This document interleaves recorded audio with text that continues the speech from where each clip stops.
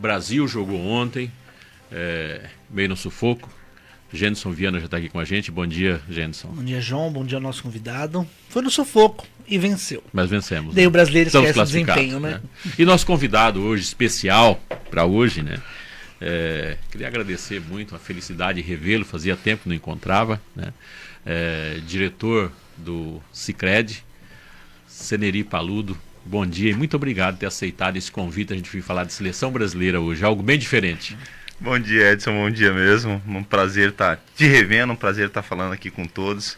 Confesso que quando a Juliana me ligou e falou assim, vamos bater um papo sobre esporte, sobre seleção brasileira, eu falei, sério isso, né? E aí ela falou, não, é sério, vamos lá conversar um pouco. Eu falei assim, Juliana, se fosse de basquete, de tênis, eu até falava um pouco mais, mas ela falou, não, vamos lá bater um papo, trocar uma ideia com essa visão de torcedor, visão um pouco de como tá sendo as coisas aí. Eu falei assim, então vamos embora, vamos lá. Nosso objetivo é isso, né? Conversar com o torcedor. De como viu a seleção. E aí, como que você enxergou o jogo ontem? Sofreu? Olha, ontem, por incrível que pareça, ontem eu até comentei com a Juliana que eu achava que ia ser um jogo difícil. Eu falei assim, cara, não vai ser aquele 2-0 da primeira. Achei que ia ser um jogo, até fiz uma aposta lá que eu achei que ia ser 1-0 mesmo, um joguinho magro.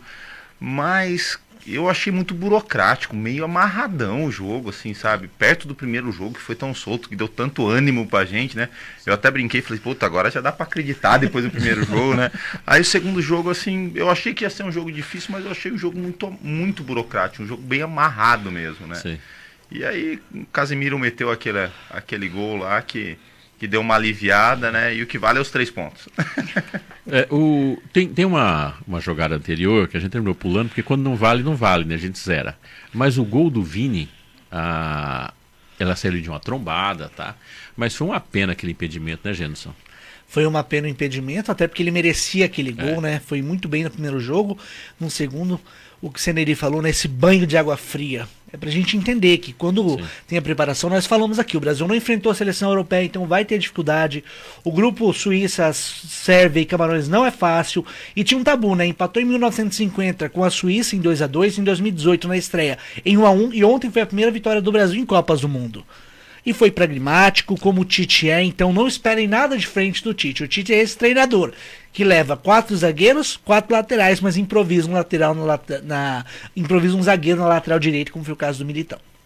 E ontem teve uma cena do gol do Tite, né, um pouco antes, porque ele é muito vibrante no gol, né? Não sei se vocês perceberam, ele não vibrou no gol do Brasil. Acho que a tensão era tanta ali que ele vira de costa pro campo até. Aliviar, né? Agora você tava falando do gol do Vini, né? Sim. Que não valeu. Cara, eu fiquei impressionado com a calma dele na frente do goleiro, cara. Eu, assim, quando ele chegou na cara do gol, assim, eu falei, agora chuta!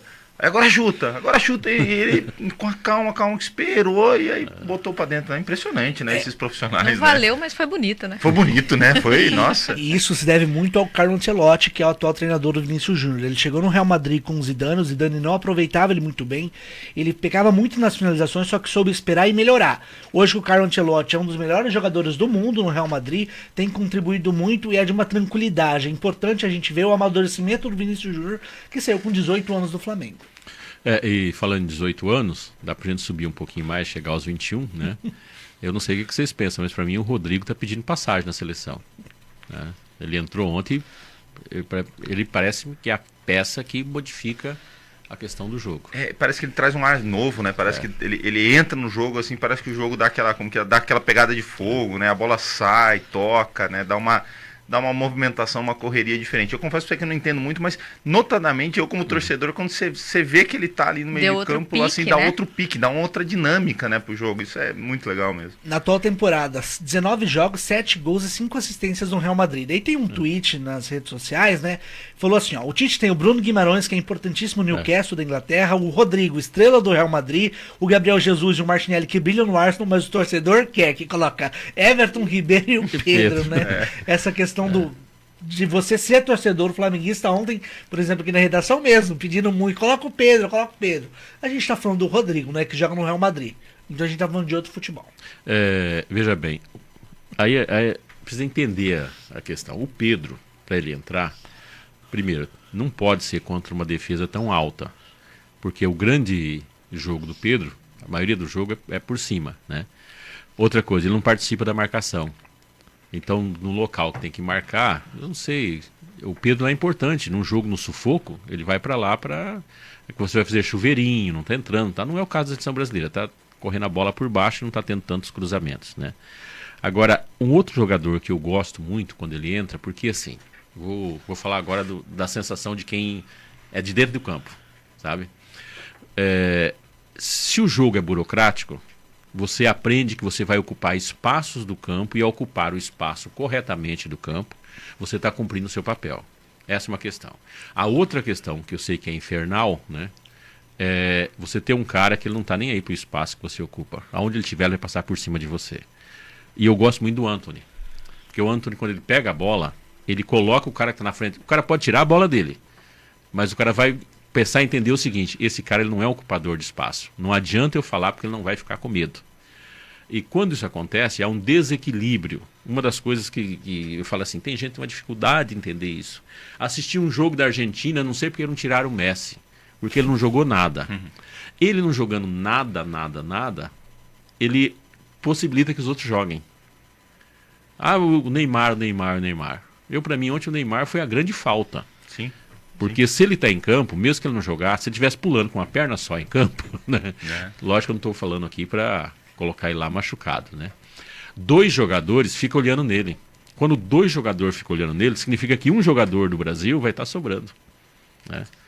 E você sabe que é interessante isso, fazendo uma analogia, isso é quase em todos os esportes, quando você tem um craque, né? Um cara que domina diferente. Eu sou, né, apaixonado no basquete e tal, e no basquete é a mesma coisa.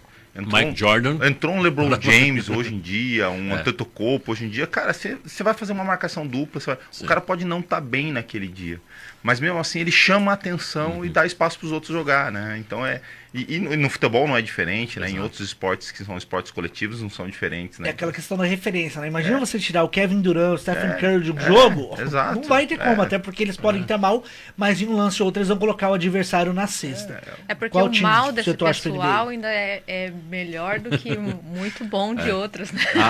A entrega deles quando tá mal é muitas vezes maior do que a entrega de alguns jogando bem, né? No seu melhor dia. Ou da maioria, né? E o cara, é impressionante esse negócio do talento do dom, né? O cara às vezes não tá bem, faz 2, 3 jogadas e pronto, acabou o jogo, né? Porque o cara definiu, então é interessante. Agora, tem uma coisa que eu gosto muito nos esportes de uma maneira geral, né? E principalmente esportes coletivos, né?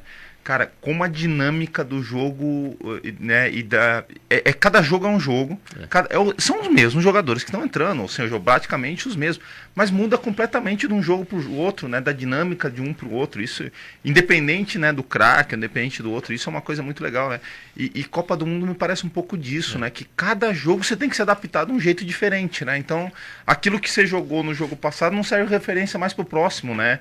É interessante essas dinâmicas, principalmente de jogo coletivo, que é diferente de esporte individual, né? De um Nadal, de um Djokovic, de um Federer. Não, esse é o mesmo padrão, você sabe que... Você vai perder. Você entra contra os caras, você sabe que você vai perder e acabou. O vôlei tem muito isso, né? Uma zebra no vôlei, por exemplo, é uma das coisas mais raras que pode acontecer. E no futebol, não. A Alemanha perde para o Japão. A Argentina perde para a Arábia Saudita. Quer dizer, e daqui para frente, hoje, por exemplo, de hoje até sexta, né? Sexta-feira o jogo. De hoje até sexta, a zebra, ela tá passeando naqueles gramados. Ela pode acontecer ali uma grande seleção não ir pro, né? O Lakers não se classificou para a fase final na temporada passada da NBA, que era algo inimaginável, porque tinha um time muito forte, com o Anthony Davis, com o LeBron James, mas isso no esporte coletivo é muito comum. E essa questão de cada jogo é muito importante. O Tite tem um problema, o Tite é um treinador pragmático, ele tem o esquema tático dele, ele tem os jogadores preferidos dele, então ele vai precisar se adaptar. Contra a Sérvia, um jogo mais alto, de uma força física dentro da área do Brasil. Contra a Suíça, uma defesa muito forte, jogadores mais rápidos. Contra Camarões, vai pegar jogadores rápidos, vai pegar uma seleção também muito forte. Espero que o Tite consiga poupar os seus jogadores. A seleção já está classificada, foi a segunda a se classificar. Primeiro foi a França, Portugal se classificou ontem, depois do jogo do Brasil. Então é importante ele mesclar, tira o Casemiro para não correr risco de ficar suspenso. Você tem ali 26 jogadores, né? Então dá para testar todo mundo. Deixa eu dar uma pergunta aqui, então, já como torcedor aqui. Vocês acham que o próximo jogo vai vir um reservão, assim, e tal? Eu acho que vai vir um reservão, com exceção do goleiro. Dá até pra gente fazer uma escalação, uma escalação, dar uma de Tite aqui. Quem você não levaria a campo no próximo jogo? Casemiro, a dupla de zaga. Eu não tiraria a zaga inteira. Eu tenho medo. Eu não confio em zagueiro. Tem duas coisas do campo de futebol que eu não confio. Não confio nem no zagueiro, nem no juiz. Então, esses dois. Eu tiraria só o Thiago Silva pela questão da idade, né? O Marquinho, eu acho que ele está em boas condições. Manteria ele, né? Levaria o Militão para a zaga, que é o lugar dele, né? Até porque ele fez uma boa partida ontem, né? Mesmo estando fora da posição dele. Fez uma boa... É um negócio complicado você estar fora da sua posição. Ele não comprometeu, mas aí vem a pergunta. Aonde ele ajudou o time quando o time mais precisava? Que era na questão da... Melhor do que falar, ele fez uma boa partida, podemos falar assim, ó, ele foi melhor que o Daniel Alves seria. Mas então por que o Daniel Alves? É isso que eu ia falar. Por que o Daniel Alves? Não levaram um psicólogo para a Copa. É meio questionável. O Tite, por exemplo, pôde convocar 26 jogadores.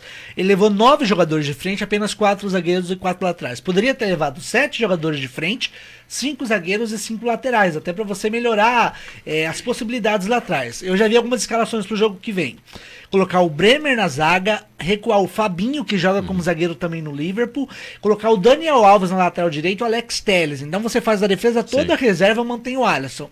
Daí no meio de campo você pode poupar, pode colocar ali Fred, o Everton Ribeiro e o Bruno Guimarães, que entrou bem ontem, e lá na frente Antony, Vinícius Júnior, aliás, Antony, o Rodrigo, o Pedro, para você testar todo mundo e descansar.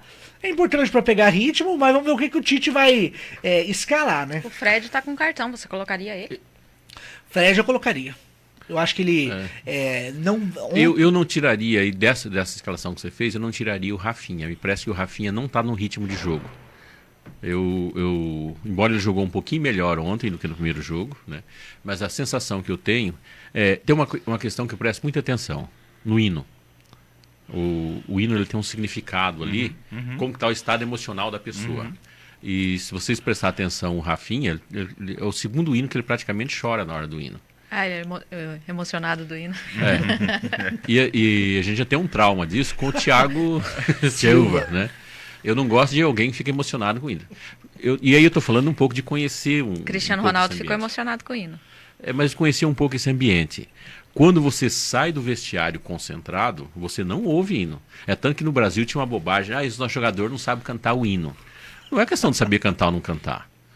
A saída do túnel ali, aquela última preleção ali, colocar uma pilha em você, é como um avião que vai decolar num porta-avião. Mas você tocou, isso é uma coisa interessante, né? A diferença entre o torcedor e o profissional, né? A gente, na visão de torcedor, acha que o cara tem que estar emotivo, que tem que estar ali cantando.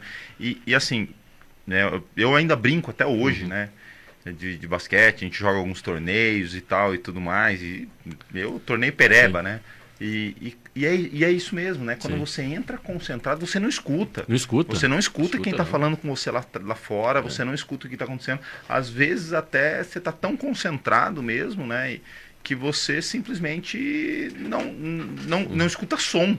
Às vezes você não escuta som, parece que é só você com você mesmo, né? E é interessante isso, porque a gente cobra, né? Talvez eu acho que um pouco desse sangue latino, né? A gente cobra a emoção, a paixão, a garra, a vibração, e talvez, na verdade, o processo de concentração é o contrário, né? Exatamente. Então e a gente fica expectativa, o cara não vibrou, o cara não... E talvez ele não deveria mesmo, né? O próprio Tite, uma vez no Corinthians, o Emerson fez no Google, não vibrou, e o Tite. Tu tens que vibrar naquilo que tu conquistas. Eu achei uma chatice aquela fala, eu nunca esqueço dessa fala, mas é o Tite sendo Tite, né?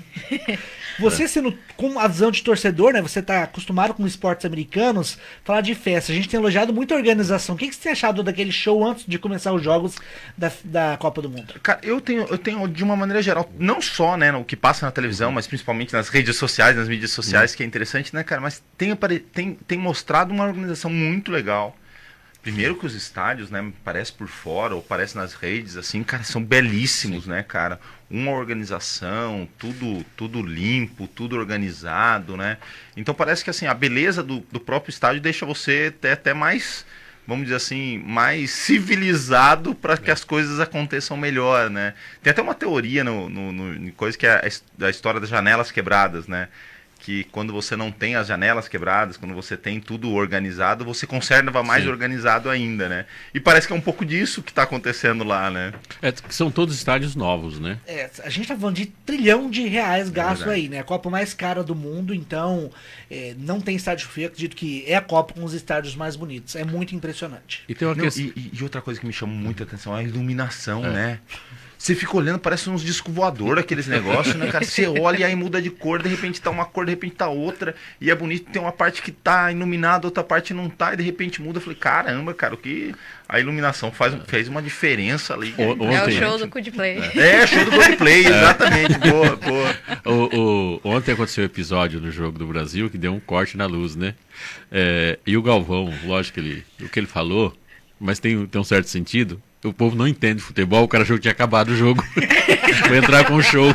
Porque não foi uma queda de luz, porque ela não volta rápido daquele jeito. Foi alguém que desligou e ligou. Bateu o disjuntor, encostou na parede. Foi né? o estagiário que encostou na parede. Ficou muito interessante aquilo, né? Eu queria voltar a um outro ponto com vocês. O Genson falou do esquema tático do Tite, que ele é muito pragmático. Eu vi alguns comentaristas ontem comentando sobre o jogo, que o Tite mudou, no segundo tempo, ele mudou quase que completamente o esquema tático dele. Vocês têm essa visão de que o Tite ficou mais dinâmico? Olha, eu não tenho essa percepção como torcedor, eu não tenho. Eu tenho a percepção que o jogo mudou. Realmente, parece que ele mexeu lá e mudou a dinâmica do jeito de jogar. Agora, eu vou deixar para os especialistas aqui. Talvez não o Tite que tenha mudado, mas por conta dos jogadores que entraram. Ontem o Bruno Guimarães entrou muito bem, o Rodrigo entrou muito bem, o Antony, como o João destacou, sempre entra muito bem. Tem um lance do Gabriel Jesus que ele domina e lança o Vinícius Júnior lá na frente. O torcedor precisa entender que isso aí faz parte do jogo. Muitas pessoas criticam o Gabriel Jesus. Só que ele jogou em alto nível muitos anos com o Pep Guardiola. Agora tá no Arsenal em alto nível. Um jogador desse não pode ser descartado, né? Os torcedores brasileiros pegam no pé. Coloca o Pedro. A minha birra com o Gabriel Jesus é da última Copa, né? Passou em branco. Eu vou falar um negócio aqui, é polêmico. Mas eu conheço um pouco esse negócio lá do ambiente de dentro. Pra mim, tá? O Tite ontem, ele planejou um tipo de jogo, um formato de jogo, e não deu certo. Tanto que ele fez uma coisa que é raro o Tite fazer. Você conhece o Tite mais do que nós, porque você é corintiano, né? Ir pro intervalo e já deixar um jogador aquecendo. Coisa rara o Tite fazer isso, né? Ele foi, trouxe o Rodrigo e demorou a sair o gol e o time pegar ali. A gente sempre vai para aquele lado assim, não, o técnico sabe o que está fazendo. Para mim, o Tite chegou a uma altura que ele falou assim, olha, eu vou mexer para ver se funciona. Ele não sabia mais o que estava fazendo. A prova para mim disso é quando sai o gol. Quando saiu o gol, não foi aquele negócio, cara, deu certo o que eu fiz.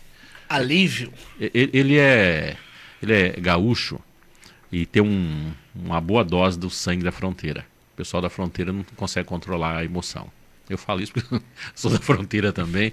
Emoção é um negócio, quando viu, tanto não consegue segurar a língua, não consegue controlar as palavras, né? Então, assim, se tivesse algo que fosse ele que fez, ele ia dizer, pô, cara, aqui, tá vendo? Eu sou o cara. Mas quando não foi ele que fez, e eu fiquei com a sensação, isso aqui é suposição, tá, gente? Suposição. Eu fiquei com a sensação que a mudança que deu certo foi o filho dele que fez. Porque tem uma cena dele ali que ele vai pro filho, o filho vai no ouvido dele, tá? Ele dá um beijo no filho, tá? Ali tem toda uma questão de emoção, mas conhecendo, aqui estou lidando com o comportamento humano, né? Foi aquele negócio assim, que fazer. O filho falou, pai, faça isso e isso, vamos fazer isso. Ele fez e deu certo. Ele dizia assim, pô, eu perdi o jogo, eu perdi o controle do jogo. E a própria entrevista dele, ele diz o seguinte, o que venceu foi o processo. Lembrando que a gente não tem, pegando uma linguagem jurídica, o processo você não tem controle sobre ele, tá? O processo é um método que termina avançando. E que bom que tenha sido o Matheus Bach, ele que foi muito criticado por alguns jornalistas, né? O que o filho do Tite faz na comissão técnica, né? Verdade. Se o Tite colocou lá, o Tite é um cara muito sério, Sim, o filho dele é um profissional. A seriedade do Tite é inquestionável, ele é muito profissional. Ontem, antes do jogo, inclusive, ele viu o André Sanches lá na arquibancada, mandou coraçãozinho, falou, muito obrigado, gratidão. Você me bancou, né? Até porque você que me manteve aqui. foi eliminado né, da Libertadores de 2010 pelo Tolima, um vexame histórico do Corinthians. O Andrés bancou ele e de resto a história, o Tite é o maior treinador do Corinthians. E assim, o Tite inegavelmente ele entende muito de futebol. Nos treinadores nós temos mais estudiosos que entendem, tá? Mas é a questão de método, né? É a mesma questão, você falar para mim, olha, carro, não vou aqui falar porque comercialmente não é bom dizer isso, carro tal é excelente, mas você não gosta. Sabe? E você trouxe uma coisa que é interessante. Esses tempos atrás eu vi um documentário sobre Fórmula 1, onde ele fala que na corrida de Fórmula 1 acontece, sei lá, 10, 15 micro corridas dentro da mesma corrida, né? E é interessante que talvez no futebol deve ser a mesma coisa, ou seja, acontece, sei lá, 3, 4 partidas diferentes sobre a mesma partida, Exato. né? Então essa dinâmica do técnico que tem que escutar o auxiliar técnico ou o assistente para fazer alguma movimentação, porque tá vendo uma dinâmica diferente do que o outro não tá vendo. O jogador lá que tá na zaga, que tá com uma dinâmica de jogo diferente do jogador de ataque.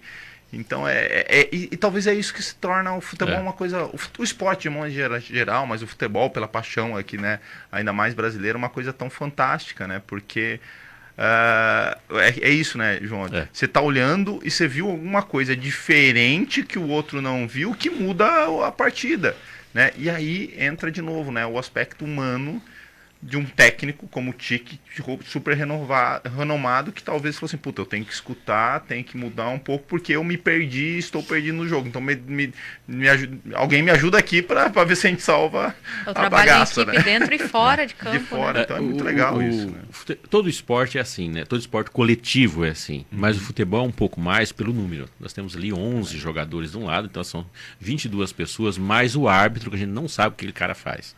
Aquele cara é muito perigoso. Para mim, o cara mais perigoso do campo é o árbitro. Então, assim, nós temos ali 23 pessoas girando em torno daquilo. E o grande craque, aquilo que a gente coloca assim, esse cara é fenomenal, porque assim, o futebol, você não vence pelo seu acerto, você vence pelo erro do adversário, ou pela fragilidade do adversário. O grande craque nem sempre é o cara que joga muito, mas é o cara que consegue antever a fragilidade do cara. Tem uma história do Rivelino, que ele fala em relação ao Pelé, que é fantástico. O gol que o Pelé não fez. Um jogo truncado, difícil pra caramba, né? E de repente abriu e todo mundo correu e o Pelé simplesmente estava de costas, virou de frente, bateu na bola e jogou por cima do goleiro. E todo mundo xingando ele quando olhar pro gol foi aplaudir ele. Ou seja, ele foi o único cara que percebeu que o goleiro, naquele momento, nunca tinha adiantado. No primeiro momento que ele adiantou, ele jogou a bola por cima. Ou seja, uma relação de percepção. Esse gol que já tá feio, porque todo mundo faz, menos o Pelé. Menos o Pelé. Fez, né? Temos um brinde aqui pro nosso convidado. Espetáculo. E olha, vamos obrigado. aos palpites, né? Verdade. Brasil e Camarões se enfrentam. Camarões é o mandante, se enfrentam na sexta-feira, às 3 horas da tarde. O Brasil deve jogar de azul. Você falou do Tite? Não existe técnico brasileiro próximo do Tite. O próximo precisa ser de fora de outra nacionalidade, por exemplo, Abel Ferreira. Então, vamos ver o que a CBF vai... Eu gostaria do Ancelotti, viu? Opa, excelente. Eu gostaria Sobre do essa Ancelotti. questão de partidas dentro da partida, nós nem tocamos na defesa. Ontem Sim. não levou chutes, o Alisson muito seguro, o Marquinhos, Thiago Silva não levou gols, então pode levar aí no máximo 3 gols e olha lá se chegar até a final da Copa. O Marquinhos Tem um estava até fazendo serviço extra ontem. Tem um dado, hein? Já são 2 partidas e até agora o Alisson não precisou fazer uma defesa que tivesse que sujar a camisa, o Então uniforme. podia ter levado 2 goleiros. Agora você falou do Marquinhos, impressionante que aquele cara corre, né? Rapaz, o cara Uma tá em máquina. tudo quanto é lado, você olha, ele tá lá de novo, tá lá A de gente novo. falou do Tite, é bom lembrar, né? O Tite tem uma questão negativa. O Tite liberou o Marquinhos no início da carreira, quando o Marquinhos subiu do futebol de base pro futebol profissional, porque falou que o Marquinhos não tinha estatura pra zagueiro. O resto é história, né? O Corinthians perdeu muitos milhões. Aliás, nós podemos pegar os renegados, né? Casemiro foi renegado no São Pelo Paulo. São Paulo, mandado embora. é bom lembrar disso. Marquinhos pelo Corinthians, não presta, pode levar embora. Dá nisso, né? Éder Militão também pelo São Paulo. São Paulo também, Então é verdade. também. Né? Vamos aos palpites. Falando nisso, o Fayad acertou, né? Não, ele falou 2-0. 2-0? Ah, tá. Foi. Ele manteve 2-0. Foi o Gênesis que Só eu acertou, né? acertei. E Vamos- o Seneric falou 1-0 também. O Perdi o palpite, bolão. palpite para Brasil e Camarões. Se manter a mesma zaga, 3-0. Se não manter, eu já vamos tomar umzinho, 3-1. Eu aposto 3-1. Juliana vai ficar por último agora. E pra mim é 3-0. 3-0? Ó, o Brasil vai jogar relaxado. Já está classificado e o Camarão desesperado. 4-1 para nós. Brasil classificado. Você com sabe, e muita sabe por que não fortuna, tomar né? um gol? O Camarão vai conseguir fazer um gol. Ou entra e já faz um gol desesperado, a gente tem que correr atrás depois, né? Ou quando tiver 4-0 já... Aí fica... Olha a maldade do comentarista. Camarões vai explorar o lado direito, que terá Daniel Alves e por ali que vai sair. Por isso que eu falei, se manter a mesma zaga, não toma gol, não. Maravilha, agora são 7 horas e 30 minutos. Ceneri, prazerzão falar com você. Muito bom ter você aqui. Edson, prazer o meu. Obrigado. Julie, muito obrigado foi bom, pelo não convite. foi? Foi ótimo, tá? Me diverti bastante. Obrigado aí pelo convite. E parabéns aí pelo trabalho de vocês. Muito bom mesmo. Genson, bons jogos para nós todos. Bom jogo. Hoje tem 4 jogos, às 11 horas e às 3 horas. E amanhã a gente volta.